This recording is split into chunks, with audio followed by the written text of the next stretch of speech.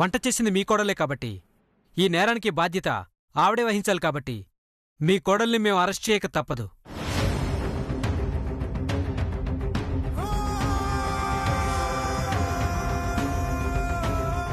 Constable, ఈవిని arrest చేయండి. Please SI గారు, తీసుకెళ్ళి మాట వినండి. కావాలంటే నేను లాయర్తో మాట్లాడతాను. సారీ సార్, మీరేమైనా చెప్పాలనుకుంటే వచ్చి కోర్టులో చెప్పండి. ప్లీజ్ ఎస్ఐ గారు, ఆ అమ్మాయి ప్రాణాపాయ స్థితిలో మాత్రమే ఉంది, ఇంకా తన ప్రాణాలు పోలేదు. ఇది ఎలా హత్య అవుతుంది? ఇది హత్య నేను చెప్పట్లేదు సార్, హత్య ప్రయత్నం అనుకోవచ్చు కదా. అది కాదండి నేను చెప్పేది. మీరేం చెప్పాలనుకున్నా కోర్టుకొచ్చి చెప్పండి, దయచేసి మమ్మల్ని ఆపకండి. Constable move. బాబా బాబా, చూసావు బాబా మీ అమ్మ ఎంత పని చేసిందో? సయ్య నేరానికి నేను జైలుకి పంపిస్తుంది బాబా. నేరం చేసిన వాళ్ళు జైలుకి వెళ్ళక జపాన్ వెళ్తారేంటి? అది అలాగే బాగుద్ది, మీరు అట్టుకెళ్ళండి. కానిస్టేబుల్ తీసుకురండి. Sir sir Baba Baba please sir,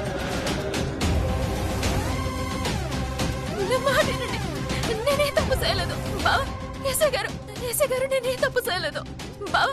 నువ్వెండి చెప్పు బాబా, నేనే తప్పు చేయలేదు బాబా, చెప్పు. సార్ ఎస్ఐ గారు ప్లీజ్ సార్, ఏదైనా ఉంటే కోర్టుకొచ్చి చెప్పుకోండి. ఎక్కించండి. Sir sir please sir. Sir Chitti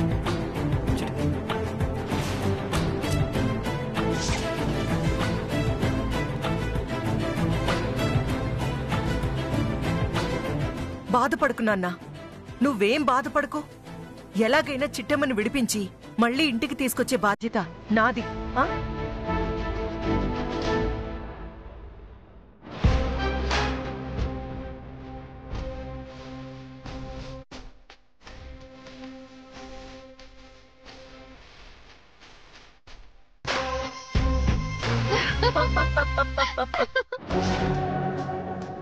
బాధపడుకు నాన్నా, బాధపడుకో. ఎలాగైనా సరే చిట్టమ్మని ఇంటికి తీసుకొచ్చే బాధ్యత నాది. అమ్మా, నాది నాన్నా, నాది. అమ్మా,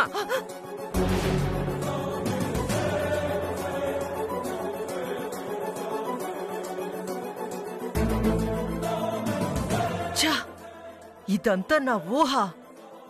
ఏమైందమ్మా? చిట్టమ్మని నేను విడిపిస్తానంటున్నావు, ఇంకా పోలీసులు తనని అరెస్ట్ చేయలేదు కదా?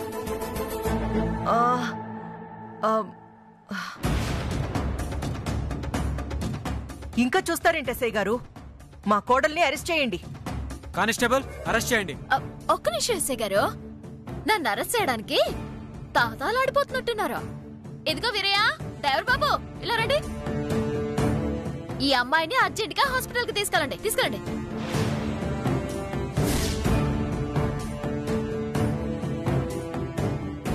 ఇప్పుడు చెప్ప కత్తమ్మత్త, ఈ నేరం నేనే చేశానంటావు. ఖచ్చితంగా నువ్వే చేసావు చిట్టమ్మా, ఎందుకంటే కూరలు నువ్వే వండావు కదా. ఎవరు చెప్పారు ఈ కూరలన్నీ వండింది చిట్టమ్మా అని? ఎంతో కష్టపడి ఈ కూరలన్నీ వండింది నేను.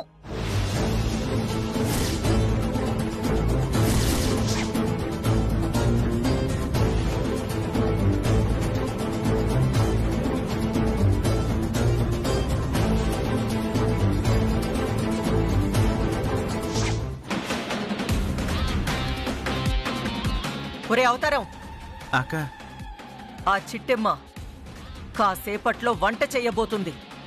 మనం వెళ్తున్నాం. అది చేసిన వంటలో ఈ విషం కలుపుతున్నాం. ఆ విషం కలిపిన అన్నాన్ని మన పని మనిషికి పెడుతున్నాం. దాన్ని అడ్డం పెట్టుకుని ఆ చిట్టెమ్మని జైలుకి పంపుతున్నాం. అవునక్క, ఈ దెబ్బతో సిట్టెమ్మ జైలుకి వెళ్ళడం ఖాయం.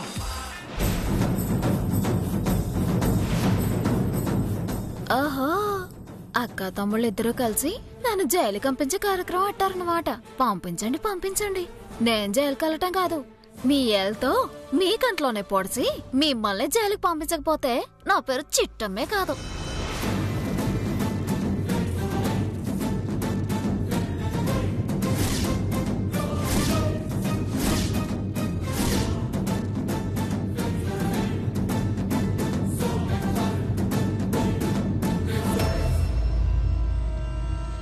ఏ చిట్టి, నాకు ఆకలేస్తుంది. వంట పూర్తయిందా లేదా?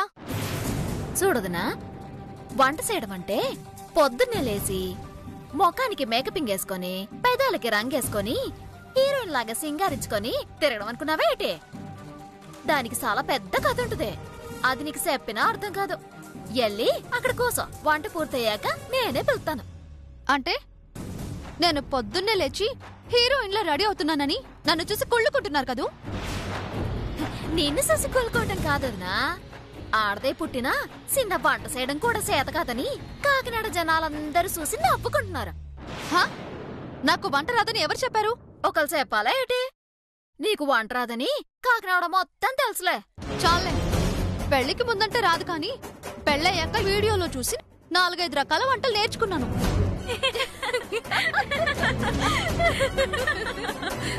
ఏయ్, ఎందుకు నవ్వుతున్నారు? నీకు తింటం తప్ప వంట రాదనుకున్నావు.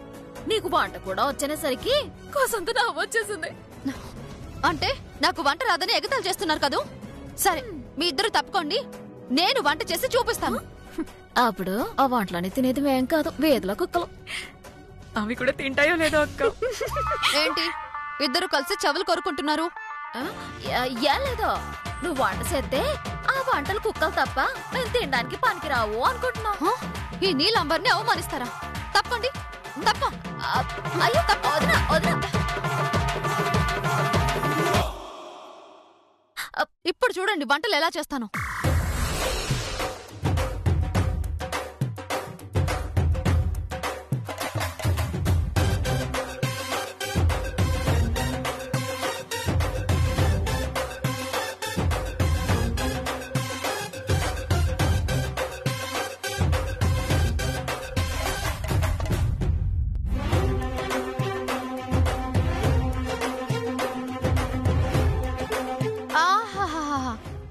వాసన చూసారా ఎలా వస్తుందో? వాసన మటుకు బానే ఉన్నాయి, మరి రుచికి ఎలాగుంటాయో ఏంటో. వాసనే ఇలా ఉందంటే రుచి ఇంకా అదిరిపోతుంది. నీలాంబరా మజాకా. మీరు వంట చేస్తే నేను తినడం కాదు, నేను వంట చేస్తే ఇప్పుడు మీరు తినాలి.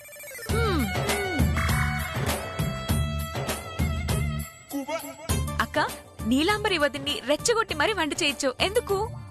దాని వెనకాల పెద్ద కథ ఉందిలే సల్లి.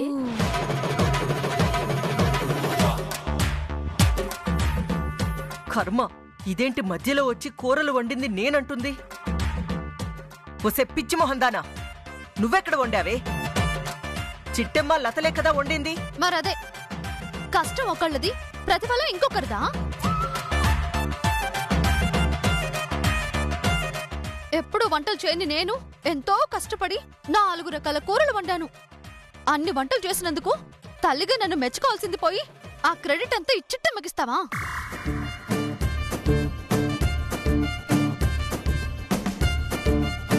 ఏటి మాట్లాడుతున్నావే? కూరలై వండింది సిట్టమే కదా. నువ్వు ఊరుకో మావయ్య. ఏ చిట్టమ్మా, నువ్వు చెప్పు, ఈ కూరలన్నీ వండింది నువ్వా నేనా? నువ్వే వదినా, నువ్వే కదా కష్టపడి ఉండవు.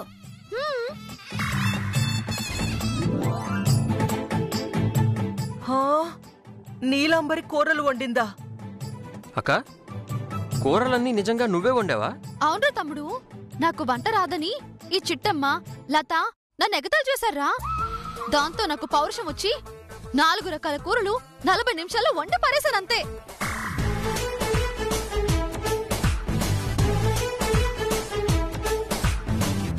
మేడం, మీ అమ్మాయి చెప్తుందంత నిజమేనా?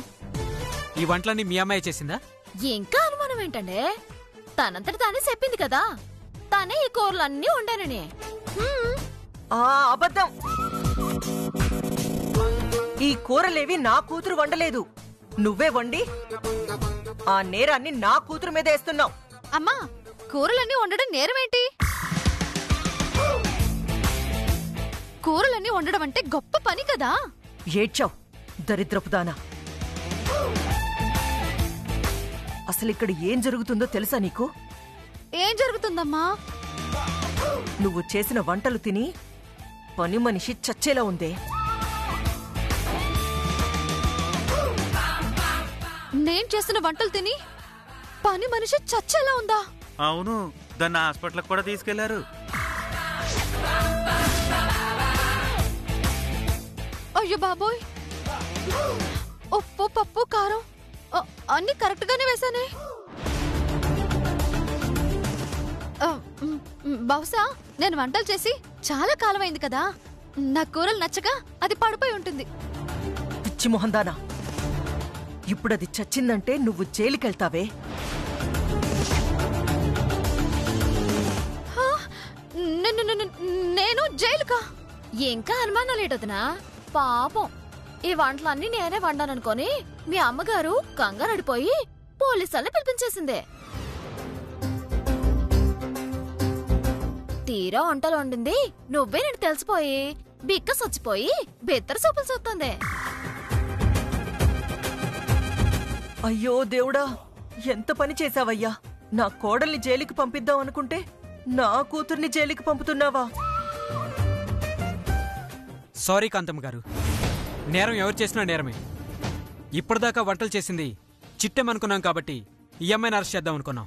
ఇప్పుడు వంటలు వండింది మీ కూతురని తెలిసింది కాబట్టి మీ అమ్మాయిని అరెస్ట్ చేస్తున్నాం. కానిస్టేబుల్, ఈ అమ్మాయిని అరెస్ట్ చేయండి. No no no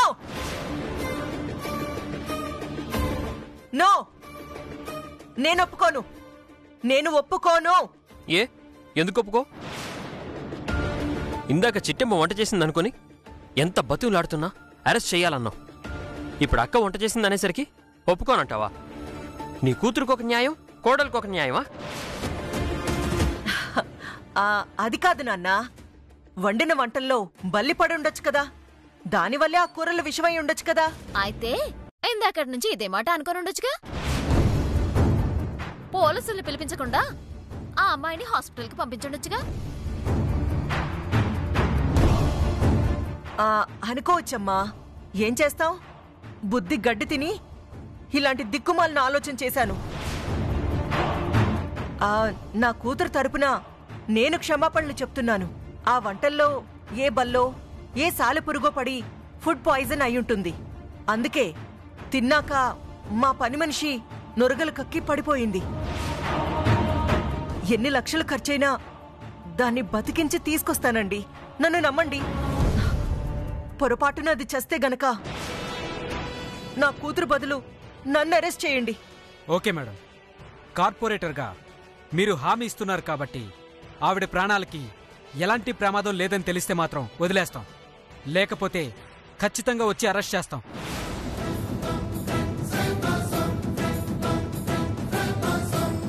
constable move.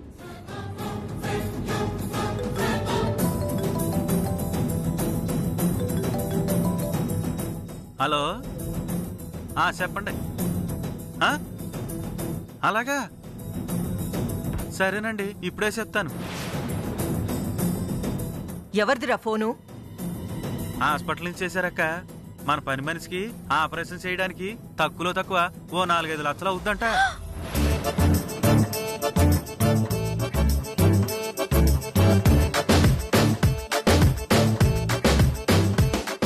నాలుగైదు లక్షలా? అవునా అక్క, లేకపోతే చచ్చిపోద్దంట. చేయించమంటావా వద్దని చెప్పమంటావా? 5 లక్షలు కాదురా, 10 లక్షలైనా చేయమనరా, లేదంటే నేను జైలుకెళ్లాల్సి వస్తుంది. చేయించరా. అలాగే అక్క. హలో, దేవుడా, ఇంత పనిష్మెంట్ ఇచ్చావేంటయ్యా, నా కర్మ. ఛీ!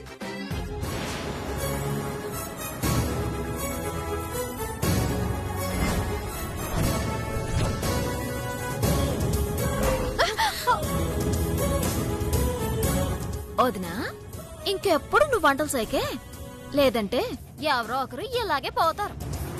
నా వంటలు తింటే చస్తారని తెలిస్తే ఈ దిక్కుమాలిన వంటలు మీ అమ్మ నాన్నలకే చేసి పెట్టేదాన్ని. దరిద్రం వదిలిపోయేది. ఛీ!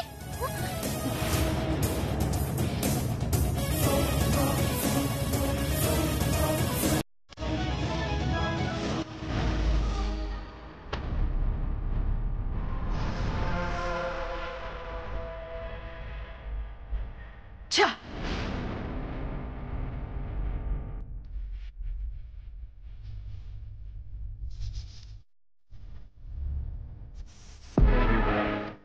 కాంతమత్త,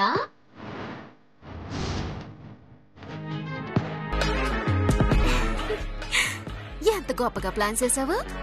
ఆ వంటలన్నీ నేనే వండాననుకొని ఆటలో ఈసం కలిపేసి నన్ను జైలుకి పంపిద్దామనుకున్నావా? నీ ఎదవ ఐడియాలన్నీ నేను ముందే కనిపెట్టేశానత్తా.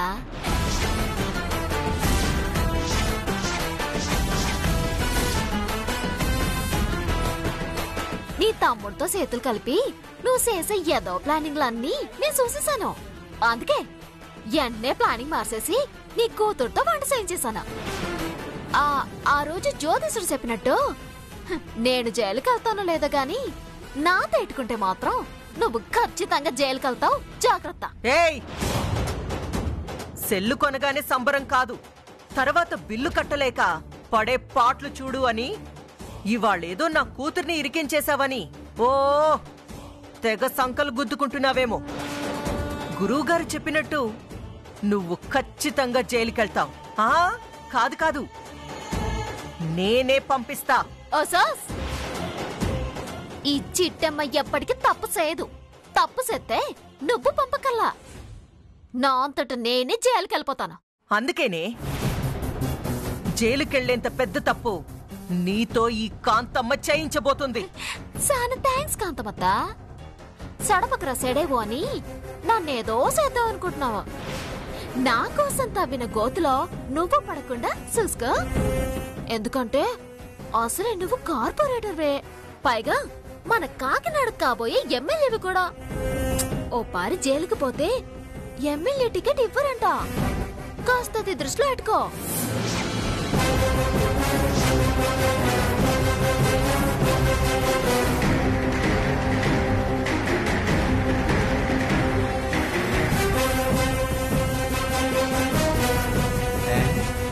మొహం మాడిపోయిన మిరపకాయ బజ్జీలా ఉంది. చిట్టెమ్మ మొహం ఆచలా తిట్టిందా ఏంటి? మొహం చూస్తుంటే అర్థం కావట్లేదు బాబా. 2 బొగ్గలు పూరీలా ఉబ్బిపోయాయి. కొంపదీసి చిట్టెమ్మ వాయించి వెళ్ళిపోయిందేమో.